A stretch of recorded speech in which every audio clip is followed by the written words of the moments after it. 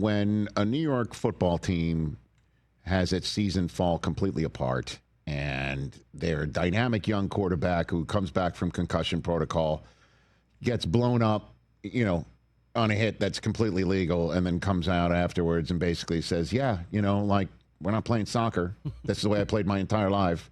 And then their third overall pick, chosen before Jaxson Dart, in Abdul Carter, is suspended for a quarter, benched for a quarter because he's late again, second time that's happened. And then their replacement place kicker,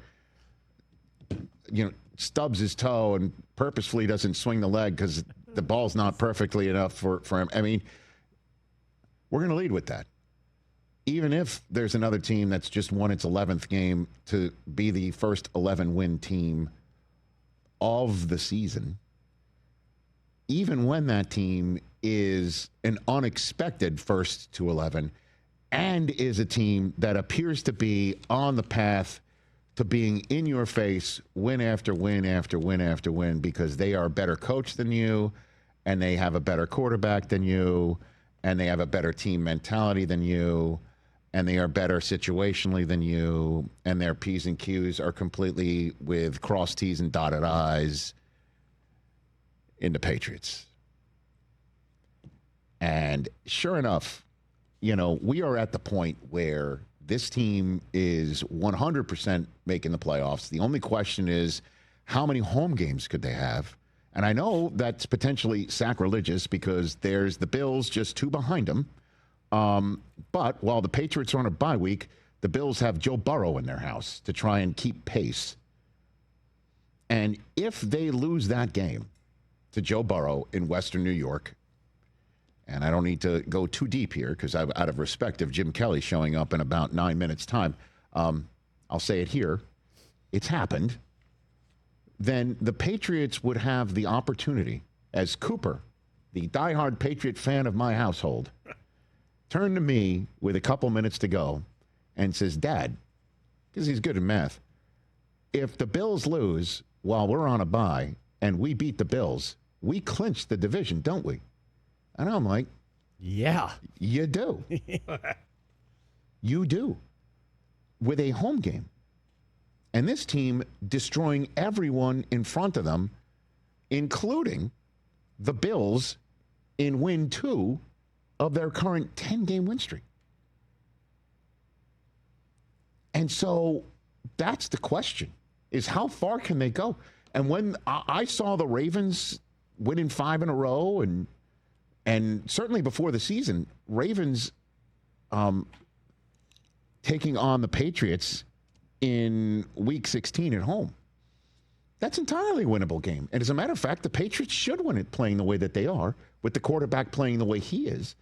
Drake Maye looks more healthy and spry than Lamar Jackson. I said those words. You tell me. Use the eye test. It's that simple. Drake Maye had a passer rating of 126 last night. That's 10 straight games with a passer rating of 80 or more in a win. Last guy and only other guy to do that on planet Earth is named Dan Marino in 1984, and he won the MVP. And that's 2 better than the aforementioned Lamar Jackson, who did it in 2019, and he won the MVP. Is this kid the MVP of the National Football League? Drake Maye in Season 2? May just be. Coached by potential Coach of the Year. He's got Ben Johnson on his heels, Mike Vrabel. And the Giants, they have that pass rush. Last night, he was just basically like shrugging it off. Because he's got the run game, and he's got the blitz beaters that get open. Pop Douglas, Booty, Kyle Williams. My goodness. I didn't even mention Diggs. I just did. Hunter Henry. They're all killing it. Maye versus the blitz last night was 9 of 12 for 148 yards and 2 touchdowns. And a passer rating of 155.6. It was better if you didn't blitz him. The kid's barely shaving. It's unbelievable. It's the truth. And then they hit you in the mouth on special teams. This guy, Marcus Jones, is Dion 2.0. He's returning interceptions, and he's returning punts. Honestly, the thing that was really weird last night is your place kicker actually missed something. He's been great. Also a rookie. He's been Vinatieri 2.0. Also a rookie. Stop asking if this team's for real. The only question is who's coming into their house and what's going to happen then in the crucible of a win-or-go-home game. And if you think the coach and quarterback and offensive coordinator is going to be spooked by it, you might have another thing coming. For real. This is real talk. They're on a bye, mostly healthy, coming back, taking on a Bills team that should be an underdog in New England. And the same thing maybe with them going to Baltimore the week later. This is real stuff. 100% happening. I'm not stuttering here. I could give you a bunch of other stats. 200 pass yards and 2 passing touchdowns at a completion percentage of 75% or better. Maye just came up with his 6th such game. Yeah, he has had 200 yards in every game this season. Matt Ryan did it 6 times in 2016. You just tied him. Brady did it 8 times in the season. They didn't lose a game in the regular season. 2007, both of them won MVPs that year. The Patriots have won 4 games by 18 or more points.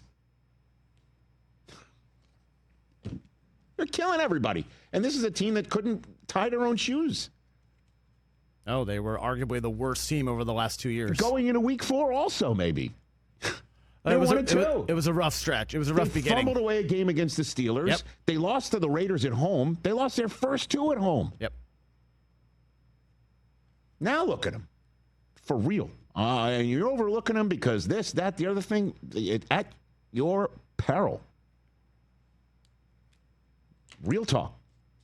Yeah, I don't know. In the odds, the Bills and them have the same Super Bowl odds. That's kind of weird. Because some people can't quit the Bills in the same way some people like me can't quit the Chiefs. And Van Pelt said it again. Or the Bengals. He said, can't forget you can't. Oh, I will not quit on the Bengals. Oh, no. It is a Giving Tuesday, and I'm still giving that one. Like, who's playing better right now, New England or the Eagles? Eagles have better Super Bowl odds. But again, it's just, people are still looking at last year, too, even though we're now into December. Hey, you made it all the way to the end. Thanks for that. Check us out every single day streaming live on Disney Plus and the ESPN app, 12 to 3 Eastern.